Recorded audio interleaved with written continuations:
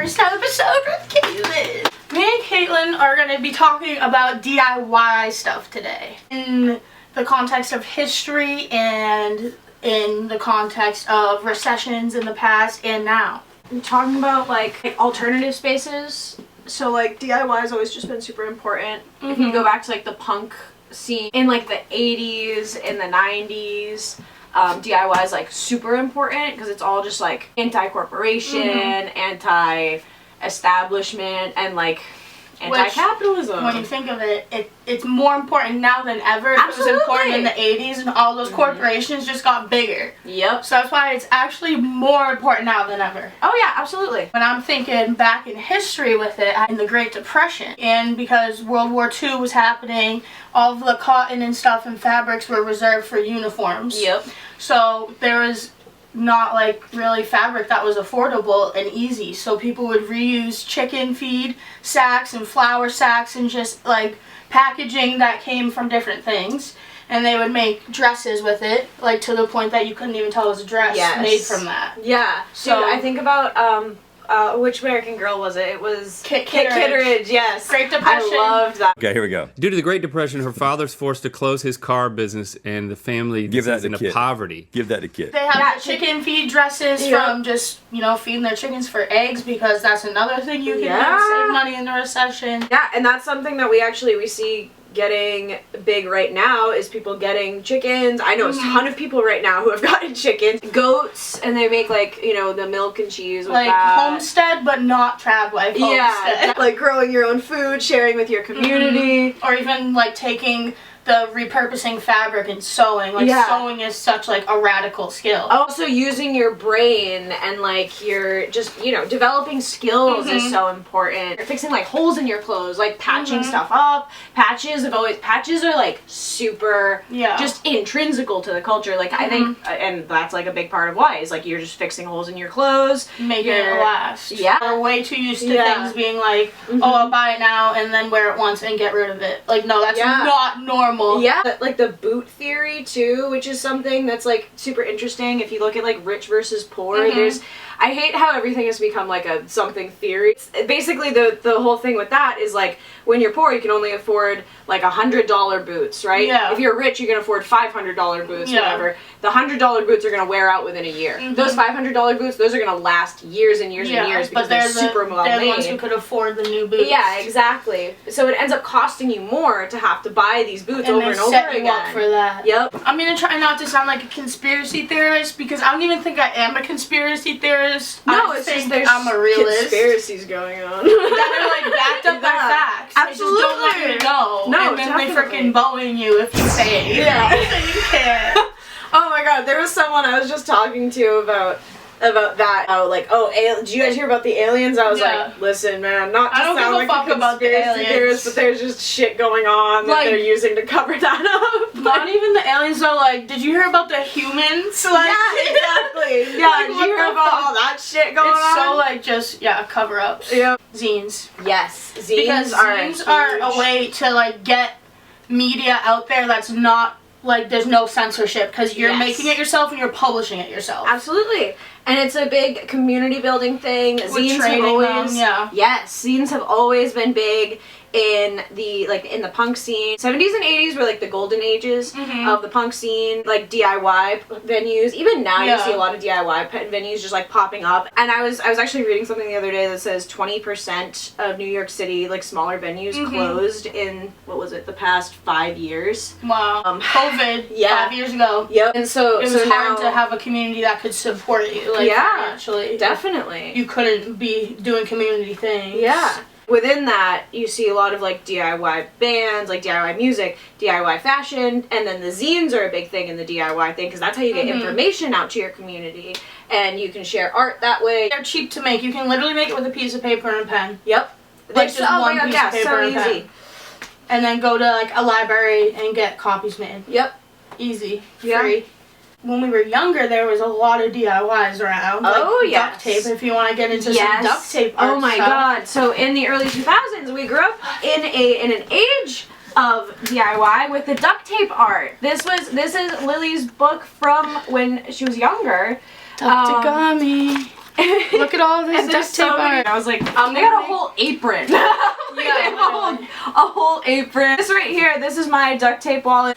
I've had this wallet. I'm gonna not show my credit card. This is my duct tape wallet. It has had many layers added and taken off of it because it's old. My boyfriend gave this to me for our first Christmas together, and his sister made it for him when she was 13. And how many years ago was your first Christmas together? Oh, 6 years ago, I think now.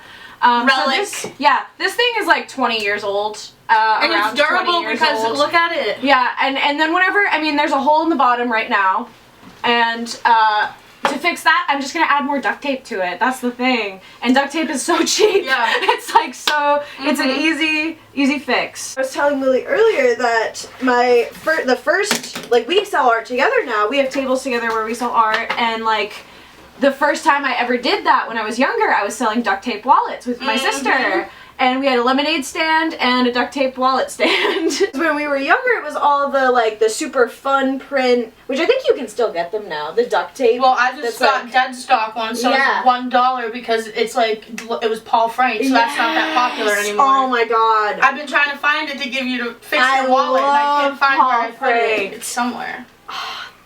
And then you could make the little, like, I remember people making the fancy, like, the roses on the ends of pens. I was never good at that. You think of 2008. Yes. 2008 recession. There was like a big recession, there was the housing crisis, it was, like, oil, gas prices were crazy. Yeah. As children, we were given duct tape to play with. Yeah, and it was good. And look what came out of it. It was waterproof. Literally. Easy to fix anything. Oh, and even, I didn't write this down in my notes, but I just remembered, Play-Doh was actually like wallpaper putty. Yeah, it was. And then it was just like, they started giving it to kids when it was during the Great Depression or something, right? When it became Play-Doh. Yeah. Connection. I remember that story because I guess that the thing that gives, it gives it the smell of Play-Doh is vanilla. Like, it's vanilla extract, which it doesn't smell like at all. Or taste, because I remember it used to be salty when I ate it as a kid. When you do make DIYs and make art, like the duct tape wallet or whatever, you're like using your own brain to make something that's going to help you, which is technically a form of activism. Yeah. Because you're not using what little money you are earning to put into the system that is taking everything from you. And you just think it's normal to not have an imagination. Like, your imagination is not supposed to go away when you get older. Right? Yeah. Oh my god. And you don't have to make art professionally to make art. Yeah. And you don't even have to have it be a hobby. And there's so many forms of art that people don't think of, like gardening's art. Yeah, absolutely. Everything. Right now, I think we're experiencing another kind of like, I don't know, culture's just getting more conservative. That's what you see. Like, that's why half of the ads that we see again are like, perhaps something to do with the president. We don't know. Yeah, maybe. We don't know. But yeah, I mean, we're delving into more conservative times, unfortunately, and that's why it's even more important than ever that we like do all of this. Especially like why we're starting this podcast, because social media is so like overrun with fake news, but like people that are just supporting like kind of very hateful ideas. Yeah, absolutely. So we want to put out some happy ideas, which is why I don't want to sound like a crazy conspiracy theorist hating on the government, but like they don't want you to make art. Yeah, they don't want you to make art, and there's a reason why they don't want you to make art, and they just want to replace you with AI.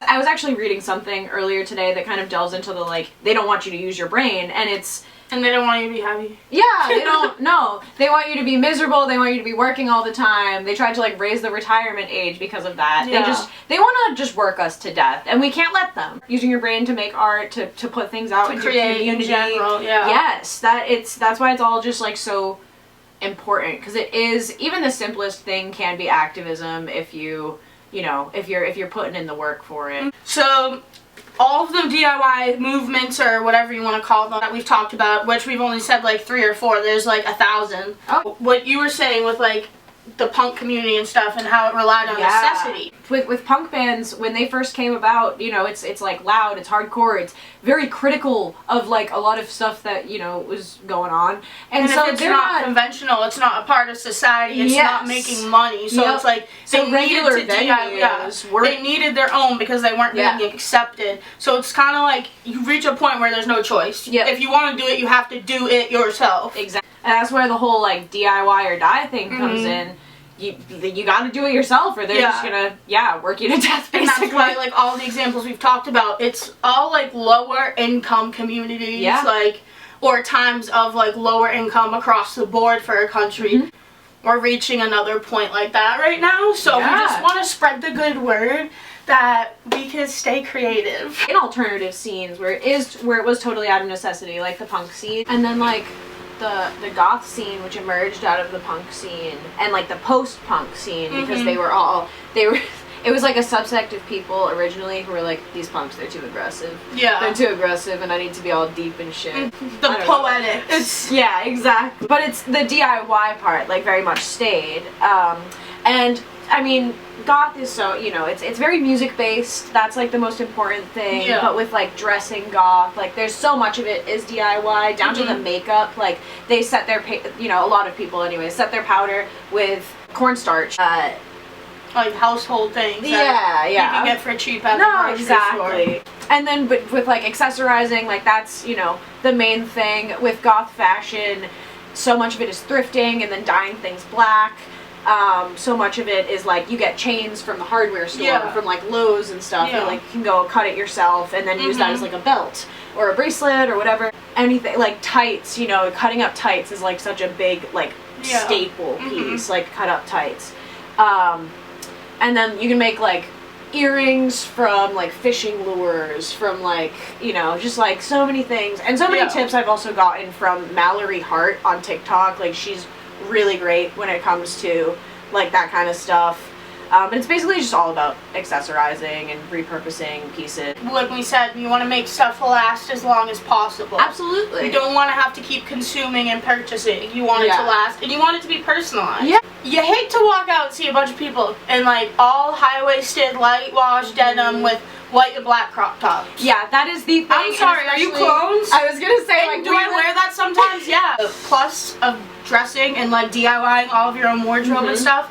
Compliments. People love it. Because people love authenticity. Everyone wants authentic stuff in their life and around them. And DIY is that. And I think goth is one of the most like authentic subcultures. Oh, absolutely. But there's a lot of like fast fashion goth. I think about like Caroline Carr. And like, you know, like, and just like this, you know, they get all of their stuff from stores already. They either buy them from fast fashions or even beyond that they're getting sponsored by fast fashion. Exactly. And it's like I just feel it just feels so antithetical to like the whole subculture, because it is something it derives from punk. Like it is an inherently political. There's no such thing as like alternatives for Trump. I'm sorry. No.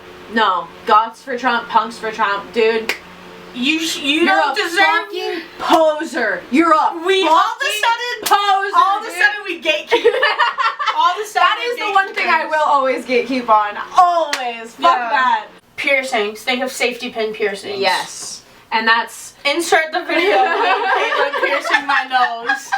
This was a drunk piercing. We don't recommend this, but sometimes things happen, and this is something that happened. Sometimes you gotta clean my nose off first.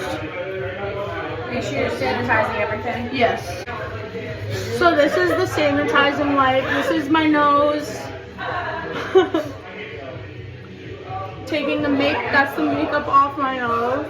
Now I have to put this through my nose. Yeah. Right there. Perfect. 1, 2, 3. Okay. You got it. Oh, my eyes are watering. I'm gonna ruin my makeup. Sanitize. You got it, babe. You got it. Okay. What's happening? Don't worry about it. I'm so sorry. I'm so fucking sorry. We're over the bathroom. You got it, though. Hell yeah. No, we're good. Alright. No, it's just a matter of getting it through. Alright. I didn't want to sneeze blood everywhere. I was like, don't sneeze. If you sneeze it on the sink, though, it'll be hella easy to clean up. Woo! We are fucking solid. Oh my god, what the fuck? This is like, yeah. Well, we used a piercing needle, so it wasn't really like, it was a DIY moment though. Yeah, for sure. But either way, think about like when piercings, they used to do safety pin piercings because they didn't have the right equipment, so why not? If like punks in the 70s and 80s, my uncle was a punk like in the 70s, and he had like a crazy blue mohawk, or like an orange, depending on what color of Kool-Aid he was using at that time. And exactly. He also, one other thing that he would do is he would, usually you hear like gelatin being used at that time to like hold up crazy hairstyles. Eggs, right? Egg yolk? Yeah, he used egg whites. Egg whites, not egg yolk. It was he was using egg whites. You know, I'm thinking like my aunt met him at that time. I'm like, didn't he stink? Yeah. Didn't he smell like eggs? And the mosh pit sweating with like egg whites in your hair. Oh my god, I can't imagine. But like those are two examples of things that prove that like DIY is valid. Absolutely. Because like piercings, DIY. Now it's an industry in America. Yes. Dyeing your hair, DIY. Now people are specializing in like fashion colors to dye your hair. Yeah. Important because it takes a lot of work. Hundreds, if not thousands, depending on who you go to, how long your hair is, what color it is. Oh, tattooing. Yeah, that was, and like you think about like tattooing, you think about all of like the DIY tattoos. I might have a folder of photos of people I've tattooed and I can insert some. I was gonna say like that's, you know, tattooing is something that's been around. We know, like tattoos, tattoos have existed all over the world in different cultures, in different forms, and different techniques. And most of those are, you know, like, if you think about like tribal tattoos, for instance, a lot of them are done with like, you know, it's just like by hand, kind of. It's like a whole art where it's by hand. Stick and pokes are like the traditional where they have like the needle here and they go pop, pop, pop. Yes, yeah. That's just always so like hypnotizing to watch and so cool. And then you think like the similarities between that and like stick and pokes that we, you know, would do now. Yeah. And like, or even it's the culture of stick and pokes in jail, which is like out of necessity. Once again, they have to do it out of necessity. Use ballpoint, pen, ink, sewing needles, whatever they can get snuck in and get their hands on type of thing. Yeah. When I think of where I got my tattoo equipment, Amazon.com. I'm a part of the problem. Capitalist. But that's what DIY can help you get out of. Yeah. Live a life of DIY, people. So that was our DIY mini episode. Lily and Caitlin. Caitlin will be the most frequent face on the podcast with me because we run Pop Punk My Mom together. Yeah. And we'll have a lot more guests coming. Next week we will have Caitlin's boyfriend Colin on talking about music and making it himself and how he feels about it and being creative. And yeah, lots more creative people to come. Super excited for next week. Which we're actually filming right after this in like an hour.